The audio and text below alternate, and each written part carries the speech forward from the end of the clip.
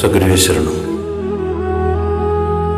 പ്രിയ ആത്മബന്ധുക്കളെ, നമ്മുടെ എല്ലാമായ ഗുരുവിൻ്റെ പ്രാർത്ഥനയിലലിഞ്ഞ ആ സ്വച്ഛന്തമായ നിമിഷം ആകാംക്ഷയോടെ കാത്തിരിക്കുന്ന എല്ലാവർക്കും എൻ്റെ സാദര പ്രണാമങ്ങൾ.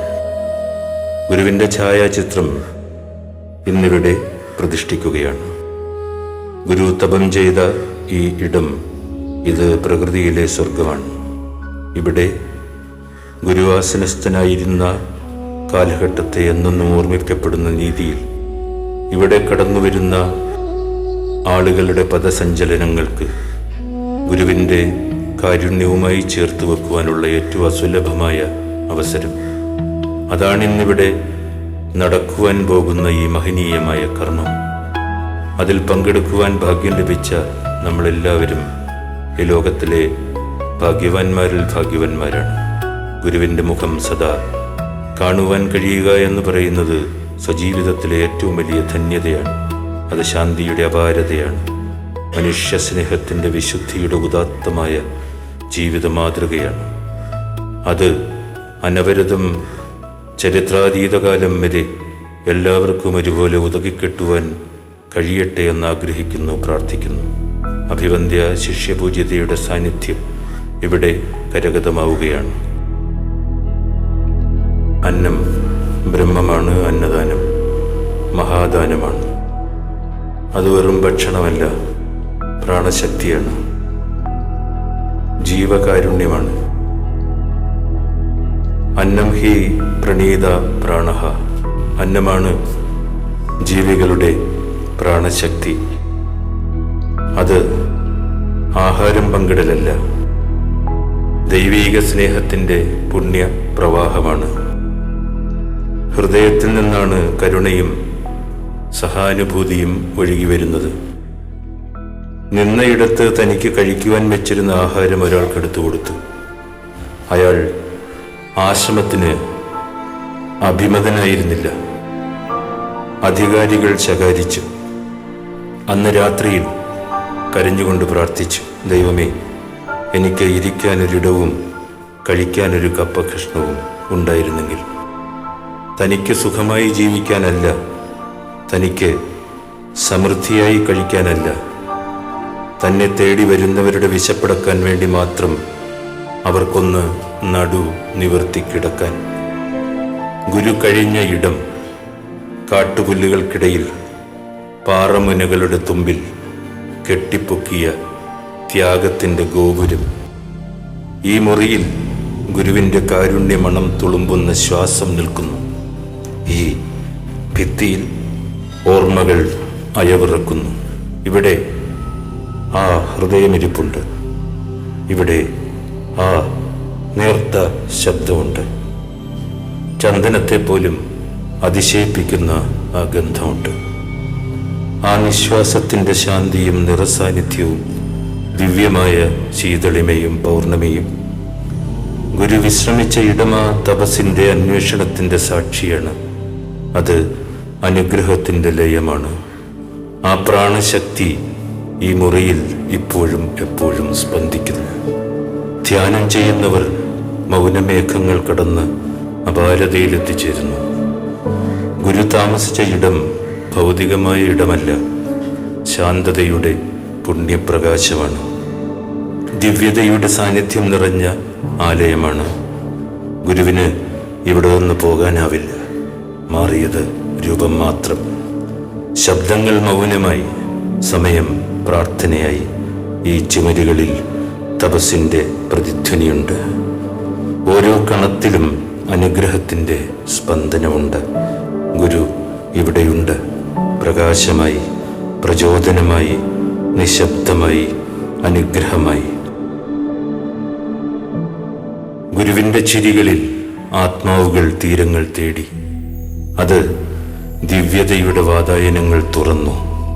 നിശ്ചലതയിൽ ആ പ്രകാശം പടരുന്നു. ഗുരു മന്ദസ്മിതം തൂകുമ്പോൾ നിലാവ് അതിനു മുകളിൽ മയൂര നൃത്തം ചെയ്യും. ഗുരുവിൻ്റെ പാദം സ്പർശിച്ച ഇടം സ്വർഗമാണ്. ആ സാന്നിധ്യമാണ് പ്രഭാതം. ആ വെണ്മയാണ് മോക്ഷം. നക്ഷത്രങ്ങൾ പൂക്കുന്നതും സൂര്യനുദിക്കുന്നതും പൗർണമികൾ ഉതിരുന്നതും ഗുരുവിനു വേണ്ടിയാണ്. കാറ്റ് ശാന്തമായി ഇവിടെ വീശുന്നു. ആ ചിരികൾ പൂമഴയായി ഇവിടെ ചിതറിക്കിടക്കുന്നു. ഗുരുവിന്റെ ശരീരം ഒരു പുല്ലാങ്കുഴൽ പോലെയാണ്. അതിൻ്റെ സംഗീതം ദിവ്യമഴയായി നമ്മളിൽ നിരന്തരം പെയ്തുകൊണ്ടിരിക്കും. നമ്മുടെ ആത്മാവിൽ നിന്ന് ഒരു കാര്യം ചെയ്യുമ്പോൾ ഒരു നദി ഒഴുകുന്നതായി അനുഭവപ്പെടുന്നു. അത് ഗുരുവിന്റെ ആനന്ദമാണ്. ജലം ഒഴുകിപ്പോയത് കൊണ്ട് മാത്രം ഒരു നദി ഉണ്ടാവുകയില്ല. അറിവ് കൊണ്ട് മാത്രം ജ്ഞാനം നേടാനാവില്ല. ഗുരുവിന്റെ ജീവിതം അതിൻ്റെ തുടർച്ചയാണ്. ഹൃദയമാണ് സത്യത്തിന്റെ കണ്ണാടി എന്ന് ഗുരു നമ്മളെ പഠിപ്പിച്ചു. നമ്മളെപ്പോഴും അതിനെ തുടച്ച് വൃത്തിയാക്കണമെന്നും സൂക്ഷിക്കണമെന്നും ഗുരു പറഞ്ഞു. നമ്മൾ തളർന്നു വീണതോ അകന്നുപോയതോ എന്ന് ആരുമറിയേണ്ട. വസന്തത്തെ വരവേൽക്കാനായി നമ്മൾ പഴയ ഇലകൾ പൊഴിക്കുകയാണെന്ന് മറ്റുള്ളവർ കരുതിക്കോട്ടെ. വിളി കേൾക്കാൻ നമ്മൾ അന്വേഷിക്കുന്ന എന്താണോ അത് ഗുരുവിന്റെ നാദവിസ്മയമാണ്. ഗുരുവിന്റെ നിശബ്ദമായ കാൽപ്പെരുമാറ്റം ഓരോ നിമിഷത്തിലും യുഗത്തിലും രാത്രിയിലും പകലും നമ്മുടെ ഹൃദയത്തിൽ മിടിക്കുന്നു. അങ്ങയുടെ ഇഷ്ടം ഞങ്ങളുടെ ഇഷ്ടമാണ്. സ്നേഹത്തിന്റെ ദുർബലമായ പാത്രം വീണ്ടും വീണ്ടും നിറയ്ക്കാനും അതിൽ കാരുണ്യത്തിന്റെ പ്രഭ നിറച്ച് ഞങ്ങളെ ശുദ്ധീകരിക്കുവാനും അങ്ങയ്ക്ക് മാത്രമേ കഴിയൂ. വിജനമായ ഒരു കോണിൽ വാതിലുകൾ തുറന്നിട്ട് ഗുരു അങ്ങ് ഞങ്ങളെ ഉറ്റുനോക്കുന്നത് കാണുന്നു. അങ്ങ് ഞങ്ങളുടെ ദൈവം തന്നെയാണെന്ന് ഓരോ നിമിഷവും ഞങ്ങളെ ബോധ്യപ്പെടുത്തുന്നു.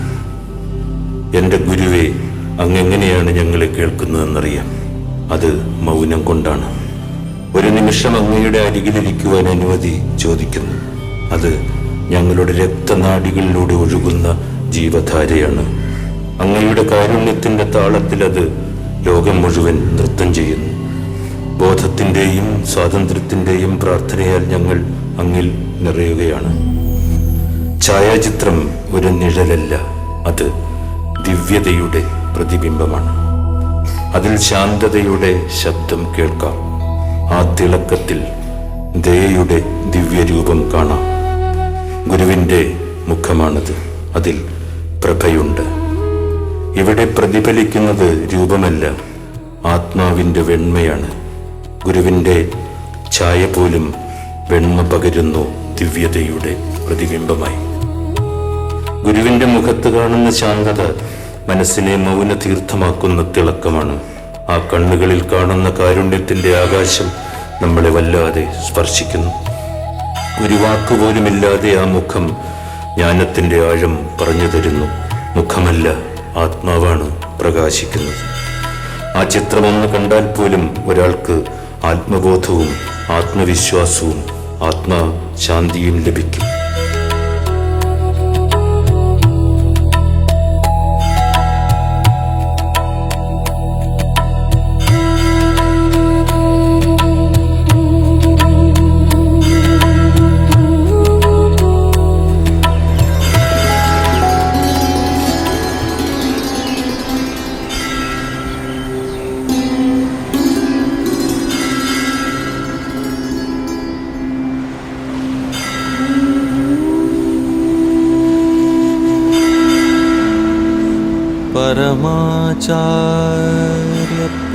परमाचार्यपदप्राप्तम्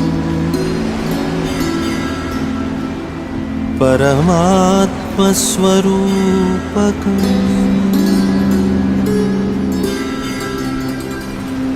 करुणाकरगुरुं वन्दे भवरोगभिषग्वरम्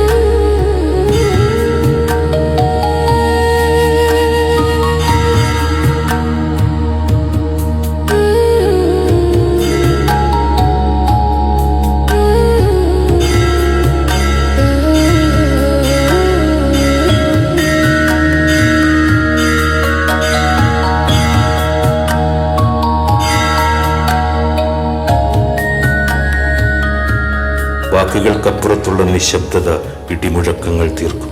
ഇവിടെയുള്ള വായുവിൽ ഇന്ന് ഗുരുവിന്റെ ശ്വാസത്തിന്റെ ചൂടും തുടുപ്പുമുണ്ട്. ചന്ദനത്തിന്റെ മണവും പ്രാർത്ഥനയുടെ സുഗന്ധവും ചേർന്ന കസാരയിൽ ശാന്തതയാണ് ഇരിക്കുന്നത്.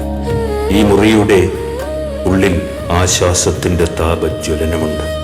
ചിരിയുടെ അനാദിയായ പ്രതിധ്വനിയുണ്ട്. പ്രാർത്ഥനയുടെ സൗരഭ്യം സദാ നിലനിൽക്കുന്നു. മതിലുകൾ മൗനഭാഷണങ്ങൾ കേട്ടു. ആ കാൽപ്പാടുകൾ വീണ ഇടം പദചിഹ്നങ്ങൾ സൂക്ഷിക്കും. ഗുരു ഇവിടെ ഉറങ്ങി. ആ സാന്നിധ്യം ഇപ്പോഴും ഉറങ്ങാതെയിരിക്കുന്നു. ഗുരുവിന്റെ പ്രഭാതങ്ങൾ ആ മൗനത്തിലും ധ്യാനത്തിലുമാണ്. പ്രപഞ്ചം ആദ്യമുണരുന്നത് ഗുരുവിന്റെ മനസ്സിന്റെ ചക്രവാളത്തിലാണ്. ആ നിത്യതയിലെ ശാന്തമായ ചലനങ്ങൾ തന്നെ ഭക്തിയുടെ പാഠങ്ങളാണ്. അപ്പോൾ ഗുരു ദൈവത്തോട് സംസാരിക്കുന്നു, ദൈവം തന്നെ ദൈവത്തോട് സംസാരിക്കുന്നു. സൂര്യോദയത്തിൽ പ്രകാശത്തോടും പക്ഷികളുടെ ഗീതത്തോടും ഒപ്പം അതൊഴുകുകയാണ്. അത് പ്രകൃതിയും പ്രാർത്ഥനയാകുന്ന നിമിഷമാണ്. മൗനത്തിൽ സൂര്യോദയം പിറക്കും. ശ്വാസം പ്രാർത്ഥനയാണ്. പ്രകൃതിയോട് ചേർന്ന നിമിഷങ്ങൾ ലോകം മുഴുവൻ ശാന്തി ഉണർത്തും. ഗുരു ഉറക്കമുണരുമ്പോൾ മൗനം ചിരിയാകുന്നു. പ്രഭാതം പ്രാർത്ഥനയാകുന്നു. ഗുരുവിന്റെ ഉറക്കം വെറുതെയുള്ളതല്ല. ശാന്തതയുടെ ആഴം, മൗനത്തിന്റെ പ്രാർത്ഥന, ദിവ്യതയുടെ വിശ്രമം. ഗുരു ഉറങ്ങുമ്പോൾ നിശബ്ദത പാടുന്നു. സ്വപ്നങ്ങൾ പോലും ധ്യാനമായി തീരുന്നു. അത് ലോകത്തിന്റെ വിശ്രമമാണ്. ഗുരുവിന്റെ ചിരിയിൽ കാരുണ്യത്തിന്റെ കവിതയുണ്ട്. കണ്ണുകളിൽ പ്രപഞ്ചത്തിന്റെ നാദലഹരിയുണ്ട്. ശിഷ്യന്റെ ദുഃഖം അവിടെ അലിഞ്ഞു ചേരുന്നു. മൗനം പോലും ആ ചിരിയോട് ചിരിക്കുന്നു. ഗുരുവിന്റെ ചിരി ദൈവത്തിന്റെ ശാന്തരൂപമാണ്. അതിൽ ലോകം മുഴുവൻ ആശ്വാസം കണ്ടെത്തുന്നു.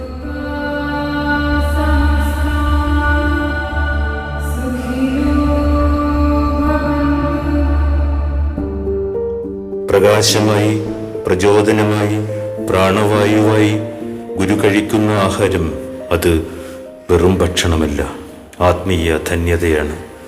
ത്യാഗവും അനുഷ്ഠാന വിശുദ്ധിയും നിറഞ്ഞ അനുഭവം. അത് ശുദ്ധതയോടെ തയ്യാറാക്കപ്പെട്ടതും സത്യസന്ധതയുടെ തട്ടിൽ സമർപ്പിച്ചതുമാണ്. ഗുരുവിന്റെ പങ്ക് കഴിക്കുന്നതിലൂടെ ആ ശക്തിയും അനുഗ്രഹവും ആഹാരത്തിൽ ലയിക്കുന്നു. പ്രാണശക്തിയായി ശിഷ്യനിൽ പകരുന്നു. അതിൽ ആഡംബരമില്ല. അത് ആത്മീയ നിറവാണ്, ദൈവാർച്ചനയാണ്, ഭോജനമായ സമർപ്പണമാണ്. ഗുരുപങ്കിന്റെ പാത്രം പോലും ശിഷ്യന്മാർക്ക് ദിവ്യസ്മരണയായി മാറുന്നു. ചായക്കപ്പിൽ നിത്യതയുടെ ചൂട് ബാക്കിയുണ്ട്. ഗുരു ഉറങ്ങുന്നില്ല. ഗുരുവിന്റെ ദുഃഖം മറ്റുള്ളവരുടെ വേദന ഏറ്റെടുക്കുന്ന മഹാതപസ്യാണ്. ആ കണ്ണുകളിൽ കണ്ണീർ കണങ്ങൾ കാണാം. അത് കരച്ചിലല്ല, കാരുണ്യത്തിന്റെ നദിയാണ്. വാക്കുകൾ ഉരിയാടാതെ ലോകത്തെ ആശ്വസിപ്പിക്കുന്ന മൗനം തന്നെയാണ് പരമമായ ദുഃഖത്തിന്റെ ഭാഷ. വാക്കുകൾ കൊണ്ട് മാത്രമല്ല, മൗനത്തിന്റെ വാചാലത കൊണ്ടും ലോകത്തെ പഠിപ്പിച്ച മഹാഗുരു. ഗുരുവിന്റെ ദുഃഖം മനുഷ്യരാശിയുടെ മോക്ഷത്തിനായുള്ള കാരുണ്യ പുണ്യ തീർത്ഥമാണ്. ഈ ധന്യനിമിഷത്തോട് നമ്മുടെ ഹൃദയം ചേർത്തുവെക്കാൻ നമുക്ക് എല്ലാവർക്കും സാധിക്കട്ടെ എന്ന് ആഗ്രഹിച്ചുകൊണ്ട്, പ്രാർത്ഥിച്ചുകൊണ്ട് എൻ്റെ ഈ എളിയ വാക്കുകൾ ഗുരുവിൻ്റെ പാതാരവിന്ദങ്ങളിൽ സമർപ്പിച്ചുകൊള്ളുന്നു.